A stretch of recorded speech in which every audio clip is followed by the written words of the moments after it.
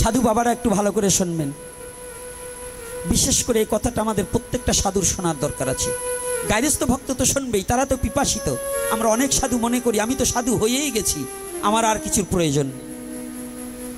অনেক সাধুর আছে ভাগবতে যায় না, মানে উনি ভেগ নিয়েছে তো উনি একেবারে বড় নিজেই ভগবান সেজে গেছে। ভেগে বৈরাগ্য নহে, বিনয় উপদেশে সাধন সিদ্ধি হয় গুরু কৃপা লেশে। ভেগ নিলেই বৈষ্ণব হওয়া যায় না, সন্ন্যাস নিলেও সে সন্ন্যাসী নয়। যেমন আমি সন্ন্যাসী নয়।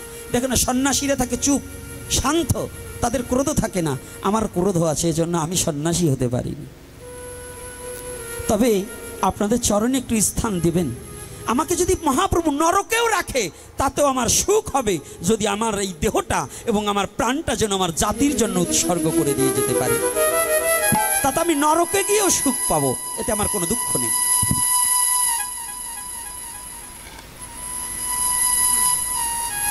অনেক আগেই বৃন্দাবনে চলে গেলেন।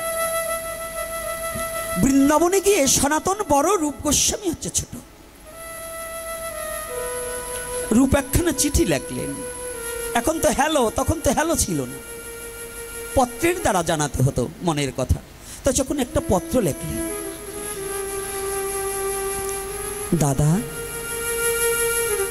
পূজনীয় দাদা, পত্রের প্রারম্ভে রইল আপনার শ্রীচরণে আমার ভক্তিপূর্ণ দণ্ডবত। দাদা, যে মোহটাকে আশ্রয় করিয়া আজও হোসেন শাহের কর্মচারী হইয়া কুশাধ্যক্ষ হয়ে বসে আছেন, আপনি কি ভেবে দেখেছেন আপনার প্রাণপাখি যেদিন ফাঁকি দিয়ে চলে যাবে সেদিন দাদা হোসেন শাহের এই অর্থ আপনার কাজে লাগবে না। সেদিন একমাত্র হরি নাম ছাড়া আপনার কোনো গতি থাকবে না। দাদা, সময় অতি সংকীর্ণ, যদি কনিষ্ঠ ভাইয়ের কথা যদি মনে লাগে, আপনি একটিবার ওই অর্থ ছাড়ি এই হরি নামের পথে এসে আমার গৌরের চরণে একটি সমর্পিত চিত্ত করুন। এ গৌর আর কেহ না, এ সাক্ষাৎ ব্রজেন্দ্র নন্দন ইতি আপনার দাস।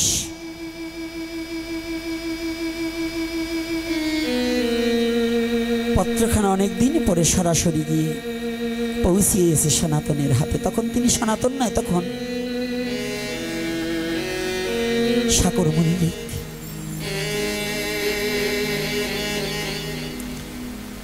আজকে সাকর মল্লিক পত্রখানা পাওয়ার সাথে সাথে হঠাৎ করে দুটি চোখের জলে ভাসছে। পত্রখানা পড়ছে, আহা, আমার ছোট ভাই হয়ে আজ গৌরের চরণে নিজেকে সমর্পণ করলো। ওরে, আজকে ও গৌরের চরণে পেল আর আমি গৌরের চরণ থেকে বঞ্চিত হয়ে গেলাম।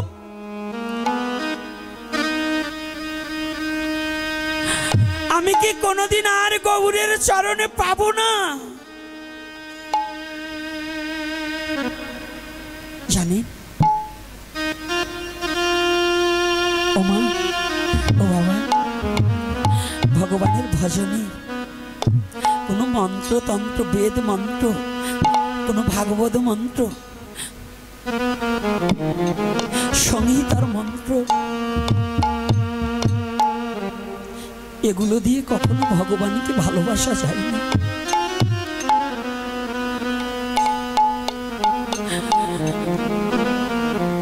ভগবানকে কোনো মন্ত্রের দ্বারা আহ্বান করে ভগবানকে পাওয়া যায় না।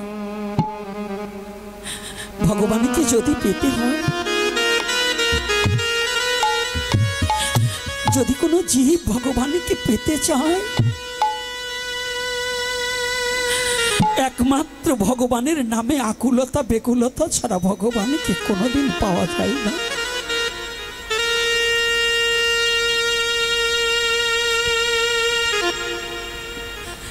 ভগবানকে পাওয়ার মাত্র দুটো পথ, সেটা হচ্ছে আকুলতা আর বেকুলতা। মনের সরলতা হয়ে আকুলতা বেকুলতার মধ্য দিয়ে যদি কেউ ভগবানকে ডাকতে পারেনি, ভগবান আর কোনোদিন থাকতে পারি না।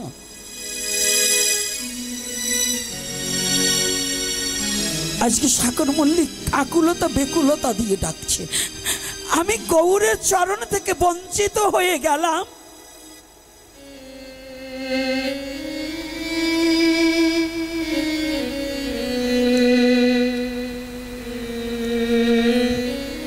যে রাজ কর্মচারী ধুলায় ধূসারিত হয়ে গেছে, ধুলার মধ্যে ঘোরাঘুরি যাচ্ছে। আমাকে চরণ ছাড়া করো না প্রভু, আমাকে তোমার চরণ ছাড়া করো না, আমি আসছি। পাগলের মতো। জানেন তো, যারা গৌর প্রেমী, যারা জীবনের তরে একবার ভগবানকে ভালোবাসতে পেরেছে, পথে পাগল দেখেছেন না, যাকে আমরা ব্রেন শট বলি। এই বিশ্ব জগতে একবার গৌরকে যদি কেউ ভালোবাসতে পারে, যদি একবার জীবনের তরে কোনো জীব আমার গৌর হরিকে ভালোবাসতে পারে, তার নামটা যদি শুদ্ধ চিত্তে বদনে লইতে পারে, তার আর ঘরে থাকতে পারবে না।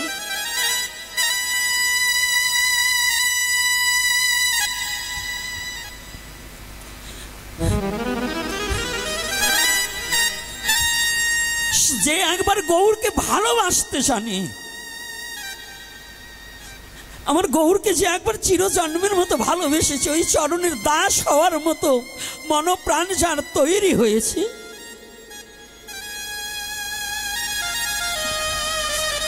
যে গৌরকে ভালোবাসার মতো হৃদয়ে একটা বাসা তৈরি করেছে,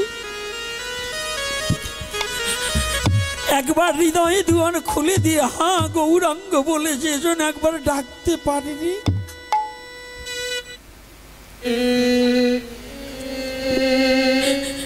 হৃদয়ে দুয়ারখানা খুলে দিয়ে যদি চিরজন্মের মতো আমি তোমার হলেম বলে যদি গৌরকে একবার ডাকা যায়,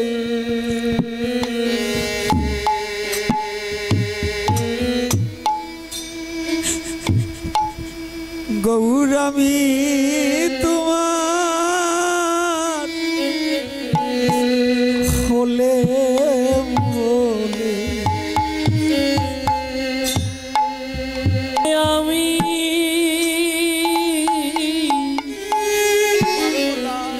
তোমার হলে গৌর হে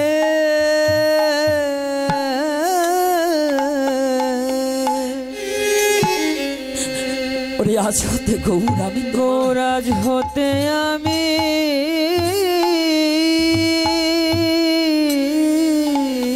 গৌর হরি তোমার হলাম বলে, ওরে আমি তোমার দেখা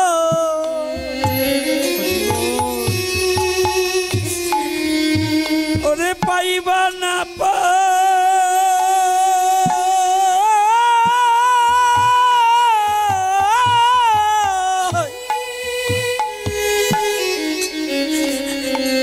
তোমার নাম লয়ে কেঁদে বেড়াবো, গৌর আমি তোমার দেখা নিতাই গৌর হরিব পাইবা না পাই,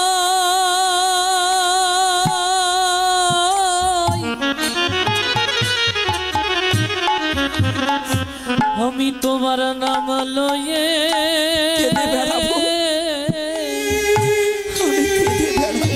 আমি কেঁদে বেড়াবো, গৌর আমি তোমার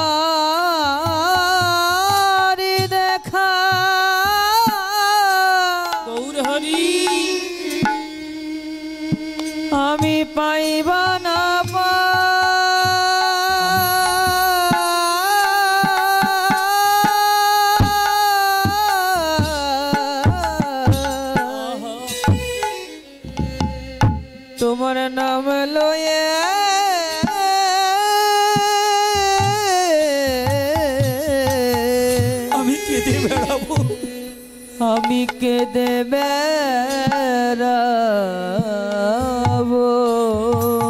ওরে এই জগতে পথে পথে, ওরে ঘাটে ঘাটে,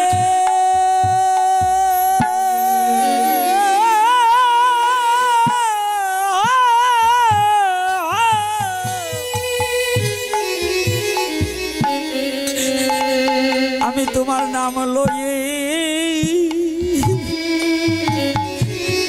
ওরে কেঁদে বেড়াবো।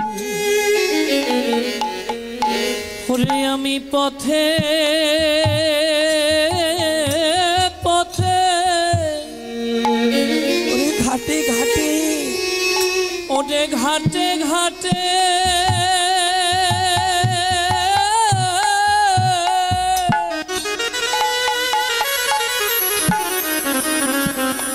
ও গৌর তোমার নাম লয়ে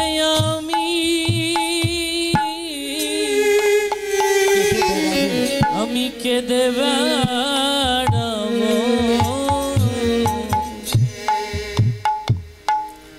বিশ্ব জগতে এমন খোলা মন, এই আকুলতা বিকুলতা যাদের মধ্যে কাজ করে, তারা আজ না হোক কাল, কাল না হোক পরশু আমার গৌরের চরণ তারা পাবেই পাবে। আমার গৌরের কৃপা তারা পাবেই পাবে।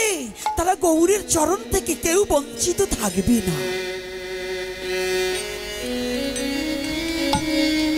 আজকে পত্র পাওয়ার সাথে সাথে সাগর মল্লিক ধুলায় ধূসারিত। সবাই ভাবছে একে হলো হোসেন শাহ, ভাবছেন আমার এমন সুবুদ্ধি, এমন ব্রেনিয়ার মন্ত্রী, হ্যাঁ পাগল হয়ে গেল। আরে শুদ্ধ ভক্ত পাগলই তো তারা, হ্যাঁ শুদ্ধ ভক্ত তারা তো অরিজিনাল পাগল।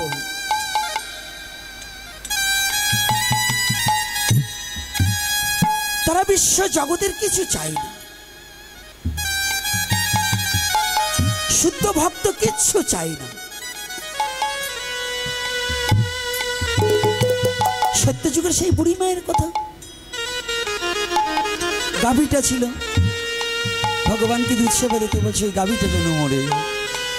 ভগবান বলছে না, বলছি তারপরের কি যেন তাল পাতার কুঠিরটাও পুড়ে যায়। নারদ বলল ভগবান তুমি কেমন কথা বলছো, যে তোমাকে খেতে দিল তাকে তুমি অভিশাপ দিলে, আর যাকে যে তোমাকে দূর দূর করে তাড়িয়ে দিলে তাকে তুমি আশীর্বাদ দিলে। সেদিন বলছে না নারদ আমার এ কথা তুমি এখনো বুঝবে না, শোনো আমি ওকে বিষয় বাসনা থেকে সব পুড়িয়ে ছাই করে দিয়ে শুদ্ধ খাঁটি স্বর্ণ করে ও যেদিন দেহ রাখবে আমি পুষ্প রথে চড়িয়ে আমি নিজ হাতে আমার গোলকে নিয়ে যাব। আর যে আমাকে তাড়িয়ে দিয়েছে ওকে বিষয় বাসনা দিয়ে এমন ডুবিয়ে রাখবো ও যেন আমাকে আর কোনোদিন খুঁজে না পায়। তো শুদ্ধ কৃষ্ণ ভক্ত যারা, যারা শুদ্ধ গৌর ভক্ত, যারা শুদ্ধ হরি ভক্ত, যারা শুদ্ধ শিব ভক্ত, যারা ভক্ত বিভক্ত নয় ভক্ত যারা, তাদের মনে কোনো অহংকার হিংসা থাকে না। থাকে বাবা? যারা শুদ্ধ ভক্ত তাদের সে মতীয় হোক, কৃষ্ণ ভক্ত হোক, শৈব হোক, যে মতে পথের হোক, তাদের কোনো এসব থাকে না। এই হিংসা খুঁটিনাটি কাদের? যারা বদমাস নাকি বাবা?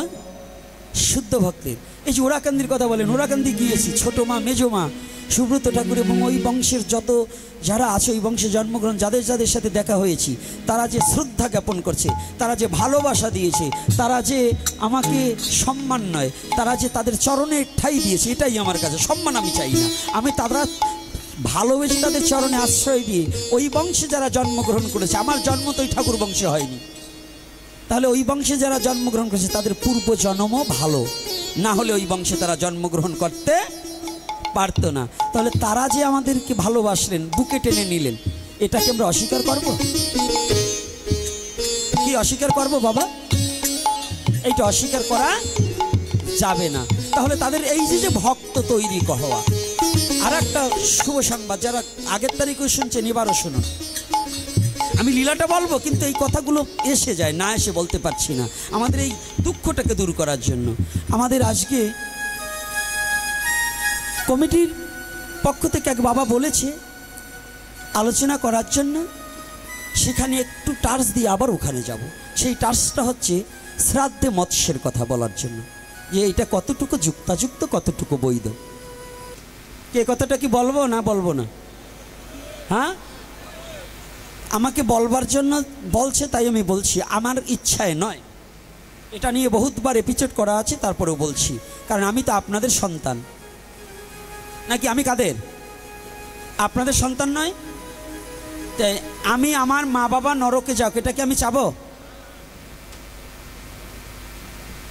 যারা ভুল করেছে, ভুল করেছি, ভুলেরও সংশোধন আছে। কারণ ভগবানের কাছে, ভগবান দয়ালু, তার কাছে ক্ষমা চাইলে ভুল ক্ষমা করে দেবে। দেবে কি না? এটা আমাদের বিশ্বাস আছে কি না বাবা? কিন্তু জানার পরে ভুল করলে কিন্তু ভগবান কখনো ক্ষমা করবে না। আমরা যারা আছি, আমাদের বৈদিক বিধান মোতাবেকে যে যে ধর্মেই, যে ধর্ম না, যে যে বর্ণেরই থাকুন,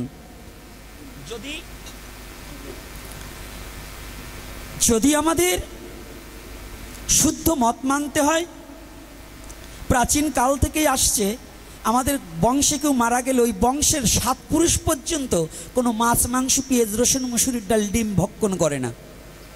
কত পুরুষ? কি করেন নাকি? আপনারা করেন? কথা বলে না। তা যারা কথা না বলেন তারা কি মনে হয় করেন? নাহলে মৌন থাকেন কেন? অর্থাৎ আমাদের নিয়ম হচ্ছে 7 পুরুষ পর্যন্ত ঔষাস পালন করা হয় নাকি বাবা? আচ্ছা, ঔষাস পালন করেন। এই 11 দিন কিংবা 15 দিন কিংবা 13 দিন কিংবা 1 মাস, এর মধ্যে কি কেউ মাছ মাংস খান?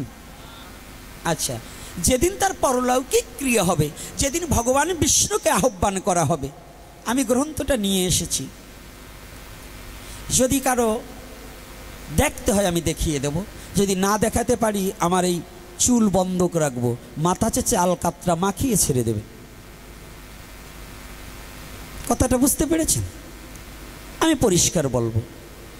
আর যদি লেখে থাকে তাহলে ব্যাসদেব ভুল লেখছে, এজন্য আমি দায়ী না।